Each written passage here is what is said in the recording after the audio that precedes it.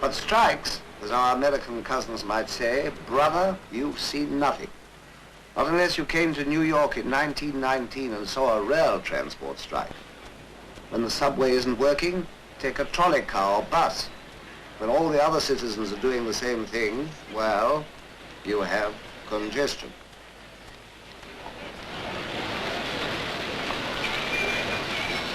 To the victor, the spoils, a seat on top.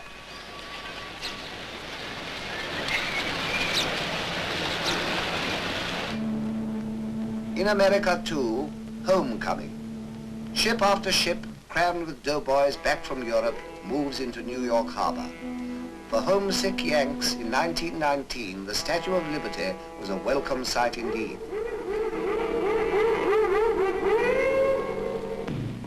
Dozens of American warships going into storage.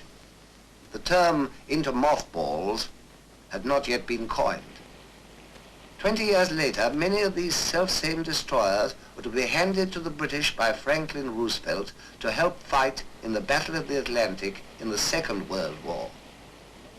Though he didn't know it in 1919, the man who decided to save them was helping to save the world. In America, too, in 1919, a distinguished visitor, a young man in his 20s, sporting the uniform of a British officer.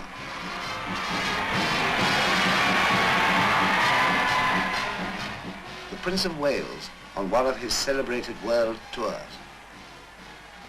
For this was the age of making contact. Making contact.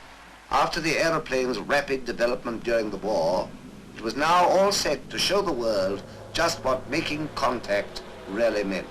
Ross and Keith Smith made a record-breaking flight to Australia. A young man named Hawker, forced down in the Atlantic, had the luck to be picked up by a passing ship, and the world had the luck to keep a great aircraft designer. A British Handley Page bomber sits on its nose in a remote bog in Ireland, and no one takes much notice. That's the way when history is made. Though the crash landing had been in Ireland, the takeoff had been in distant Newfoundland. For Alcock and Brown, the quiet, almost unsung glory of being the first ever to span the Atlantic in a machine heavier than air.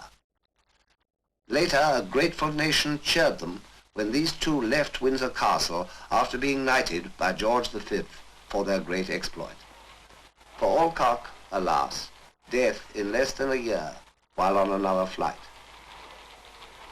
But the trails of pioneers become the high roads of the common man.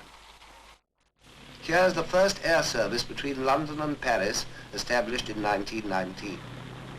It was chancy, irregular, and the victim of every puff of wind that blew. But it was the first, and since its inception, there's been no looking back.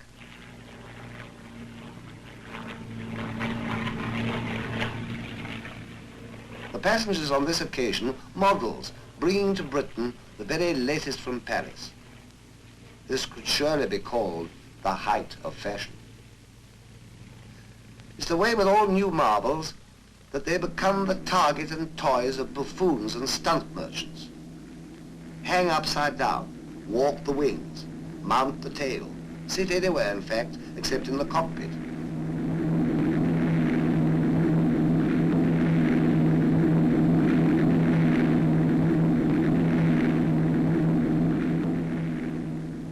And when they're palled, be the first to be shaved in midair, shaved or married or something.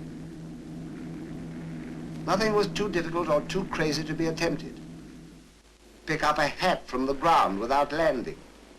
Personally, I've never been that pushed for headgear. But any bridge or arch was a must, absolutely.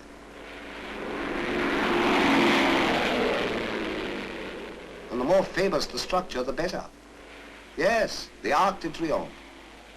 And only a foot or so clearance for the wingtips.